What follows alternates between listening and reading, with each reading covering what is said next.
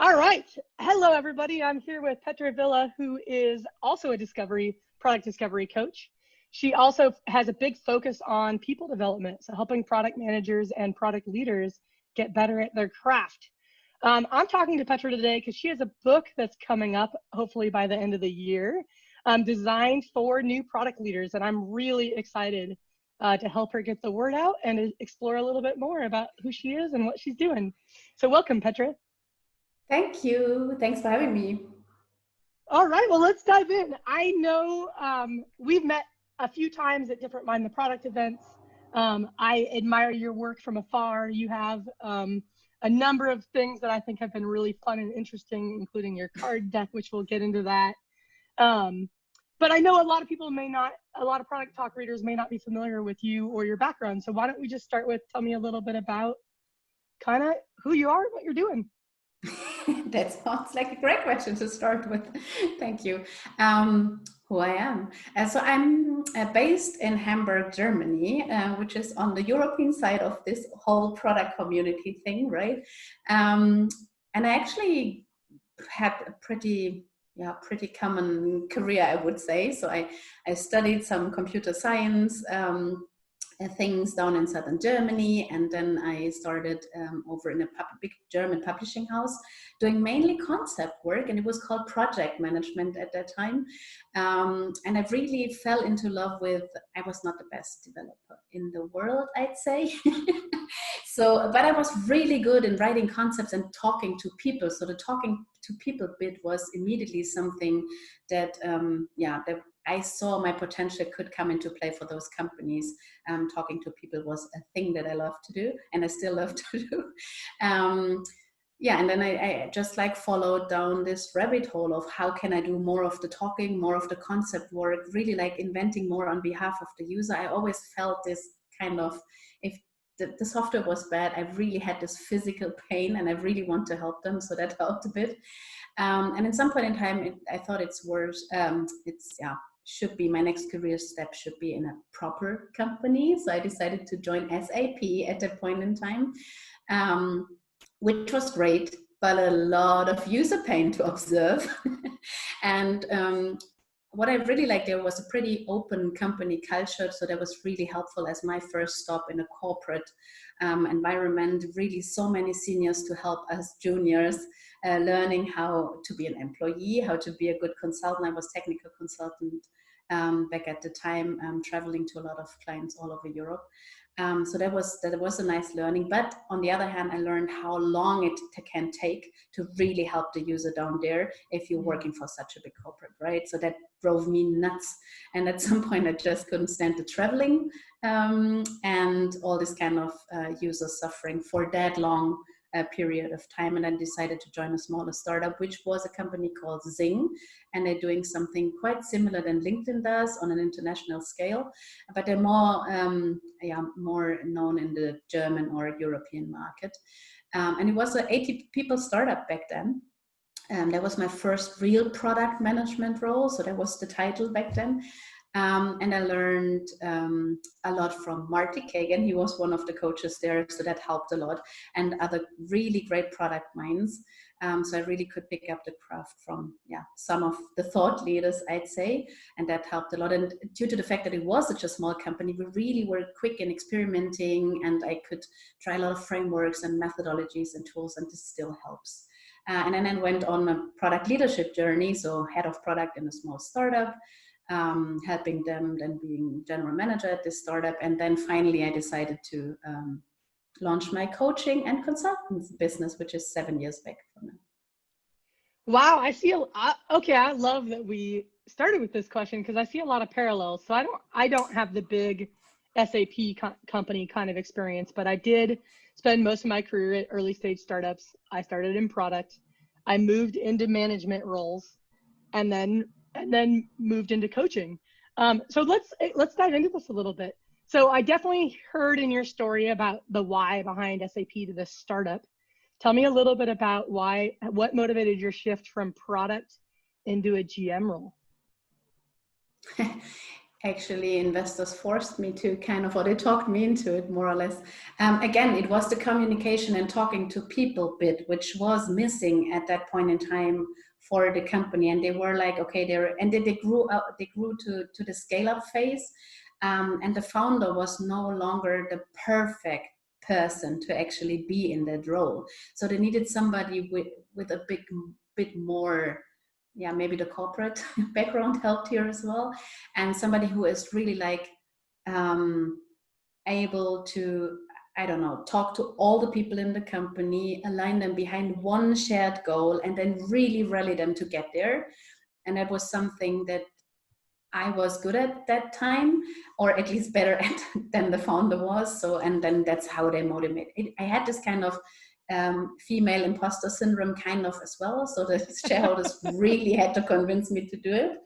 And actually it worked out pretty well. I learned tons of things on how to, actually I learned that you don't need to motivate people, you just have to prevent demotivating them, for example, and all these kind of things. And we were using something like OKRs, but we didn't name it OKRs back at the time, and that helped tremendously to get a lot of alignment and transparency on what we were up for. So all this kind of, I learned a ton in this 2 years that I was doing this. Oh, that's so great. Again, so I spent 2 years as a startup CEO, and a really similar story in that I joined the company as their director of user experience design. Within 3 weeks, I was running their product and design group. I then became I became their VP of operations, and then during the 2008 economic downturn, took over as CEO for a couple of years. And it was a lot of the same reason. It was, how do you get everybody aligned? And even your comment of, we don't need to motivate people, we just need to not demotivate them, resonates so much. And especially as we get into alignment, how do we, like, when everybody's going in different directions, it's really demotivating. Yeah, and so stressful for everybody. That's the thing. It's so much energy wasted, and that doesn't make any sense. Yeah. So what's interesting to me about what you've shared so far, and this was my experience as well, it seems like the skills that you relied on as a product person, whether it was when you were a technical consultant or whether it was as a product manager, I'm assuming as a product leader, that it's those same skills that really helped you in your GM role. Yeah, that's actually the thing. It's all about communication. It's all about empathy. It's all about really caring for human beings. But on the other hand, making sure that this organization is earning enough money so that everybody can pay their rent next month, right? And this is kind of, that's the magic, right? When you strike the balance of really creating a work environment where people love to work, that makes sense because because you're earning money and solving people's problem that well that they even want to give you some of their money. So this is the balance I really try to always install wherever I am. Yeah, that's great. The other thing I love about your story is how early in your product career you were introduced to Marty Kagan's work, and really got a strong foundation from the beginning. Yeah, that's exactly something I would love to experience, that more people have something like this experience, right? With my coaching business, this is always like, okay, it makes sense to even coach the junior product people, because if they get a great start from the beginning, that's really helpful for their careers and for the company they're working for. Yeah, that's great. Okay, so then tell me about the shift from full-time employee work into coaching. What motivated you to move into coaching? Actually, I started doing freelancing. So I did product discovery work for companies. So they actually hired me to do some product discovery work for them. I built up the teams. I worked on the products for a period of time, and then I handed it over to the other people. And there were the same things over and over again that we were discussing, that I was doing. And I thought there is this kind of a pattern. So maybe I can talk about this a bit more. So that was the first thing, that I tried to help customers with a more structured approach in how to do the discovery bit. And then at some point in time, I think I stumbled upon your work, and I thought, okay, how she's setting it up, it's such a clever way. It's more focusing on not being part of it, more being helping, actually like a midwife, helping the teams to actually do the work. So you were inspiration, definitely. And that's when I started to do the transition to do more coaching, not doing the actual product work. Even if I miss it a lot still, it's like there is no week when I'm not like, oh, sometimes I want to work on a product again. But it makes so much more sense to help the people understand how to do it and to enable them to do it on their own when I'm long gone in the company. Yeah. Yeah, that's exactly how I viewed it. I actually started out consulting, doing discovery work for companies, and I really didn't like it. I mean, I loved the work, but I didn't like that when I left, the company was no better off. Like Yeah. they learned a little bit about their customer, but they were no better off. And Yeah. so I didn't really feel like I was serving my customer under that model. And so I just started saying, okay, I will do these interviews for you, but I want you to send a product team with me so they can start to learn how to do it. Right. Yeah. And then eventually over time, I said, okay, I'm not doing this for you. I will train your teams on how to do it. I love hearing that that was an inspiration and that was a part of what motivated your switch. So thank you for that. Okay, so I'm just gonna glance at my notes here for a minute. Okay, so we're both writing books this year, and I know we've been The a little best bit year to write a book.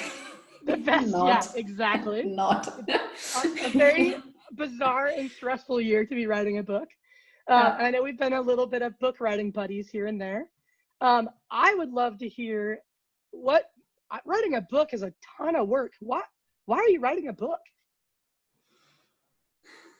Actually, I just needed to do it. The thing is, like, I have so many materials just sitting on my hard drive that could help people to actually work and a bit better, help their product people to strive, all these kind of things, right?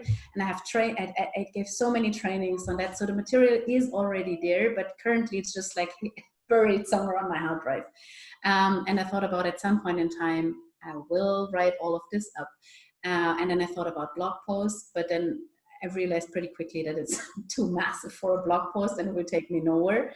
So I decided to write a book, and I want to do the reflection again on what I actually created throughout my coachings, right? So is this still something I buy into? Is this canvas still helpful? So I did a lot of rethinking my own material. And I want to give it a bit more of a structure in these kind of things. And I was really interested and curious in the process of writing this big piece of things. So and it was pretty fun and intense. Currently the manuscript is done and in peer review. So let's see what the people will say about it. Congratulations, that's a giant achievement. I have a whole new appreciation for how hard it is to get to a finished manuscript. Me too. Because I am not there yet. But you will soon. hopefully. Okay, so tell everybody what's the name of the book, who's it for? Tell us a little bit about the book itself. Yeah, okay, so the title will be Strong, How to Develop Strong Product People. That's the preliminary title. And it's all about, actually it's for heads of product, for product leaders, for people that are actually managing product people. So it's maybe not that much for a CPO far up in the hierarchy. It's really for people that are managing product people. And it might be interesting for HR people or agile coaches or aspiring product managers as well, but this is more like the secondary target group. And it really tries to explain why product people development is such an important topic, and how you can get better at it, and how you can find the time for it. And there are some of my canvases in there. For example, one for assessing product people, so really have the structured conversations. And then it talks a lot, obviously, about feedback and closing the gaps if there are skill or knowledge gaps, how this can be all achieved. And then I have several, I think like it's 10 of the 28 chapters that talk about, it's like small summaries of the biggest topics in product management. So there's one on hypothesis-driven product management, for example, mentioning opportunity solution trees as well, for example, or some on, I don't know, iterations and increments. So what, because that's always a topic. And I really want to have this chapter that a head of product just takes in the moment where he thinks like, this person really needs to learn and understand road mapping better or prioritization, and then they can use it, read it, and then have a proper coaching one-on-one session with their product folks. So that's the idea of the book. It helps you prepare your one-on-ones, have better one-on-ones, all these kind of things. Yeah. That's great. So it sounds like the primary audience is maybe for a new product leader, or any of that sort of middle management layer of your directors of the people managing product managers. That's the important part. Yeah, so even seasoned ones are saying like, oh, this is such a nice summary, it's like a shortcut, and I just use the chapters that I actually currently need. So I think that's what I actually want to achieve. That's great. But it also sounds like it could be a really good roadmap for an individual product manager in terms of how to level up or really master the craft of product. For sure. Yeah. But it's not like inspired talking about how to be a good product manager. That's totally not the thing. It's more how to be a good head of product or product leader, focusing on people development. Yeah, I love it. I feel like this is a gap that's really missing. So I know Melissa Perry talks about this, I think in the opening of the Build Trap, right? She talks about a lot of her work was with product teams, and she was doing all this great product team training. And then she started seeing it's not enough for just the product teams to change, but the way that we manage them needs to change. Yeah. And I see this in my own work. I mean, I think it was last year, sense of time right now in COVID world is hard. But I think it was last year I spoke at Business of Software, and my talk was all about how leaders need to make the mindset shift as well as their teams. Yeah. And I think, I actually think the challenge at the leadership level is even harder than at the team level. Because I think at the team level, everybody reads the blogs and the books and watches the videos and is really eager to work. And there are books and blog posts and videos, right? Yep. Whereas I think for leaders, it's a little bit more threatening. I've worked my whole career one way, and now you're asking me to work a new way. And so I think it's really helpful to provide them with, here's how we understand how the world is changing and how your role in the world is changing.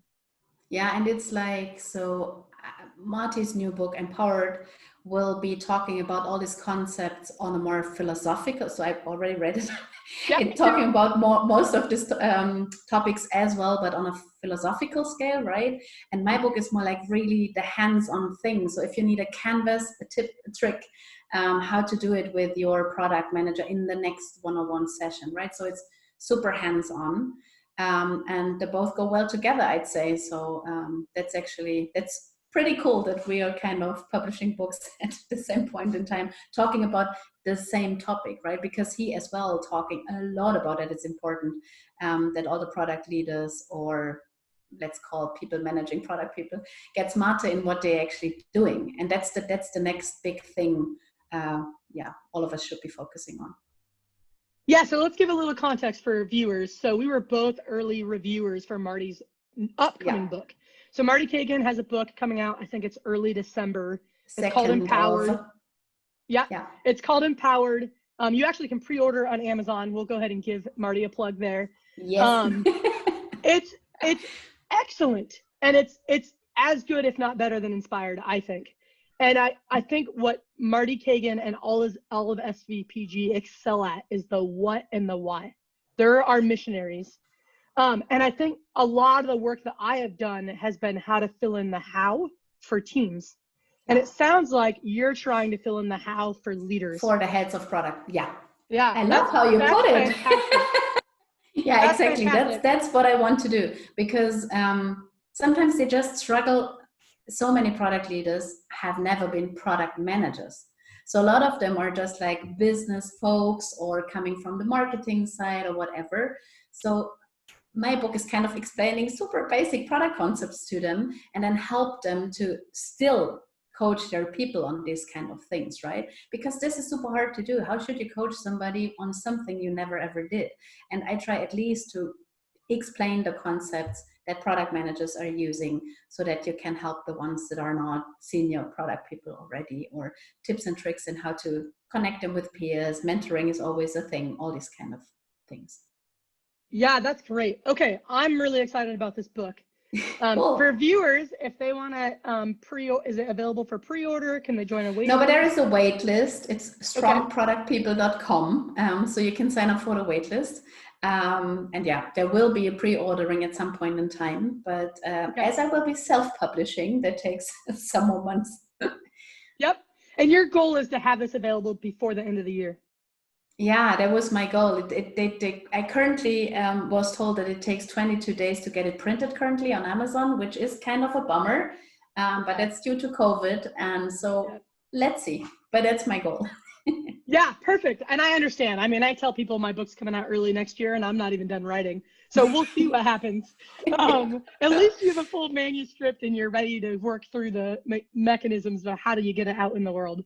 Yeah, and some concepts are already on this website. So for example, the assessment for product people, which I call the PM wheel, is already on the website available for download. So oh, that's excellent. Okay, so people should definitely go. Was it strongproductpeople.com? strongproductpeople.com, and check out those resources. Get on the waiting list. I'm very excited for your book. Thank you. Okay, let's talk a little bit about you have a couple other things. I think I don't remember if it's when I first met you or if it was just a recent time that we met. You gave me I was last year in San Francisco. Yeah, was it just last year in San Francisco when you gave me one of your decks? Okay. Yeah. So Petra created this deck of cards. Of course you have one. Perfect. Tell us about it. What do you have there? It's actually, that was my first attempt to write a book, and then I figured out it won't become a book. It needs to be a different format. So that's why I decided to make it 52 questions. And it's like just 52 questions for product folks. It's more for a self-coaching purpose. So some of the people that buying it are using it like one card a week, and they've just put it on their desk, and it's kind of pretty philosophic questions like, what difficulties do you see on the horizon for you and your team? Is it important to deal with them now? So it's like pretty similar philosophical questions. And they are coming in all shapes and colors. So there is a bit of a color coding here. So first is understand the problem, and then it's find the solution. So that's how the questions are structured. So it's 8 buckets, and then you can draw a card and just answer this question for you. So it's a bit like for self-coaching purposes, but a lot of heads of product, the lazy ones, especially the clever and lazy ones, are using it for preparing their one-on-ones. That works pretty well. Yeah, and then I have teams with no product person at all, so just like pure development teams, and they are using it to make sure that they not screwing it up product-wise. So this is a nice thing as well. A lot of teams using it in the team lunches, just as a conversation starter. I'm currently working on a digital version because shipping got so horribly expensive internationally. So there needs to be at least a do-it-yourself printout version. So there will be something coming in September, October this year. And maybe there will be a Slack bot someday. I don't know. Let's see. But I know that some of my clients, they ask for permission, which is super cute, to post one of the questions on their company Slack channel every week. And then they just like discuss it in their product team or with their development team. So this is pretty nice. Yeah. That's okay. I love this. So one, it sounds like it's almost like a little coach in a box. Yeah, it's a super small coach in a box. And regarding the Slackbot idea, I will tell you that I set up a Slackbot to support my courses. It is dead simple. It is dead simple. I write all of my content in a Google spreadsheet. And then I use Zapier to connect Slackbot with this content in the spreadsheet. And I thought it's like, super complex. Then there will be one in October as well, or September. There's no programming at all. Like you literally just connect the pieces. So that's my little tidbit for you, because this idea of a Slackbot that just asks a reflective question for your team is amazing. Why not? Yeah. Yeah. Let's do that. Petra, I have to say, I meet a lot of people that call themselves coaches, and I think they're doing good work, but I think really their mindset is they're still working in that consultant as expert mindset, and they haven't really internalized this concept of what it means to be a coach. And I don't know that we have time to get into all the distinctions between that, but I will say I'm really impressed that throughout this entire conversation, from the story that you told about how you got to where you are, to your process in writing your book, to the way that you've developed these cards, it's really clear that you're a coach. Like it's really clear that you value reflective thinking, and that a lot of your work is how do you help people slow down and take time to reflect. And I'm a huge fan of John Dewey, who's an American educational philosopher. Yeah. He writes about how we actually don't learn anything until we take time to sit back and reflect. So I'm really curious, where did this come from? How did you adopt this mindset? I think it was pretty early on in my career that I figured out if I don't, so time boxing was a big concept I was introduced on early in my career. And that helped me the first time to do this. Okay, I don't have to be in this, I don't know how you call it in English, it's hamster wheel or red wheel or whatever. So I don't have to be in this all the time. I can time box and really say like, okay, this is time for doing things and this is time for reflecting. And I needed to do this to get my concepts written, or in the first term, right, before we actually did backlog items. But the same thing helps you as a product person all the time. You need to have to allocate time to user research and conducting the interviews, but then you need the time to sit down, reflect and digest and reflect on what did we learn, and then you need to share this with all the people around you to make sure that they have a bit of this experience as well that you were having, if you cannot include them in all of this. So all these kind of things of learning something, then reflecting on how does it fit to all the other things that I've learned, and then sharing it with other people. The sharing bit is so important. That's what I explained in my Mentor Product Digital talk the other week. I was saying exactly this. So if you want to learn something, you need the time to reflect and then to share it with other people again. And it's just, it can be a junior product people down the hall, right? But you need to explain it to somebody. And if you do this, then you have really learned what you think you have learned. So yes, I think it was just like a natural transition into this kind of thing, the coaching thing. That's fantastic. So are you familiar with the physicist Richard Feynman? No. So he talks about you don't really understand something until you can explain it simply to somebody else. Yeah. And I think there's a lot of truth to that. Yeah, but product management already is all about this, right? So we want to have these features out there and they should solve problems people are actually having, and you need to find a simple solution. Otherwise it's not a good solution, right? But it needs to be, a sufficient but simple solution. And I think the coaching is just like putting this to a next level or something like this. That's great. Okay, this has been fantastic. Petra, is there anything else that you feel like Product Talk readers should know about you? Let me think about it. I already mentioned the resources on the website that are free and that may be really helpful for product leaders to do an assessment with their product folks. And it's maybe even more helpful for people that are product managers to do a self-assessment, because I know so many of you are in this kind of self-progression desert and there is no head of product doing good people development with you. And then at least you could be using my framework to do a self-assessment and then ask your peers for doing the assessment with you. So you could be asking two developers and your QA guy and maybe some UX folks to help you see clearer on what are you doing really well and where are your strengths and what you could be improving. So that's something I would recommend. It's free. You can download it. You can use it. You can share it. Yeah. Okay, let's dig into this a little bit. So you have tools to help people do self-assessment, get feedback from peers. I'm sure as a coach, you've seen it's actually hard for people to receive feedback. What do you have? What advice do you have for people that are sort of, they really want to get better, but it's hard for them to see where, hey, maybe they have room for improvement?